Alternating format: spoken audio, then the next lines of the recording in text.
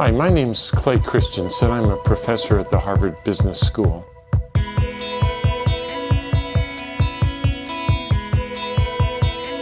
I brought with me a set of puzzles, all related to innovation.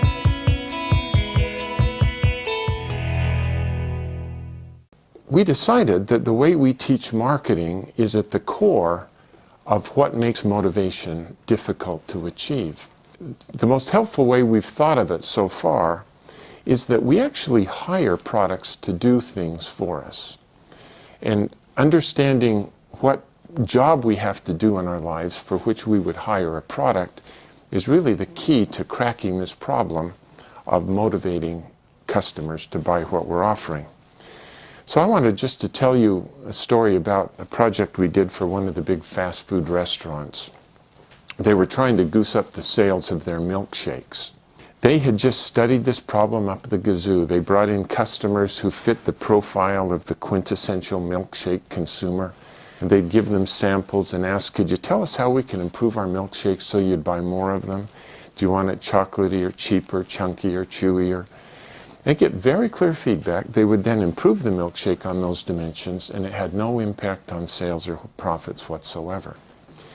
So one of our colleagues went in with a different question on his mind, and that was, I wonder what job arises in people's lives that cause them to come to this restaurant to hire a milkshake. So we stood in a restaurant for 18 hours one day and just took very careful data. What time did they buy these milkshakes? What were they wearing? Were they alone?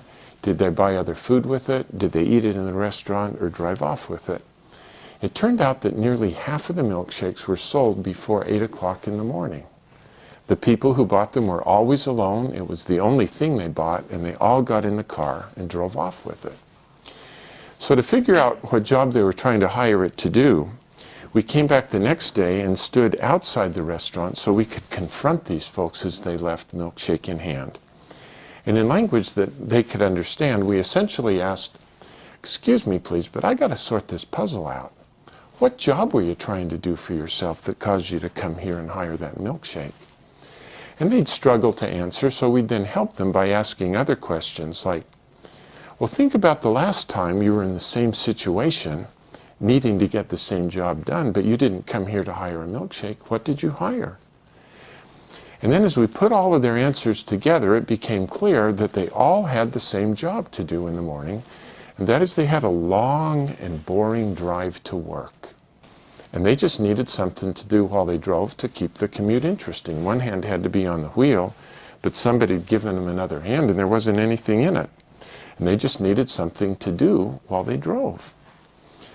They weren't hungry yet, but they knew they'd be hungry by 10 o'clock, so they also wanted something that would just pull down there and stay for their morning.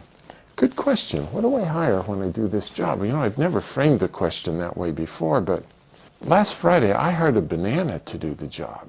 Take my word for it, never hire bananas. They're gone in 3 minutes, you're hungry by 7:30.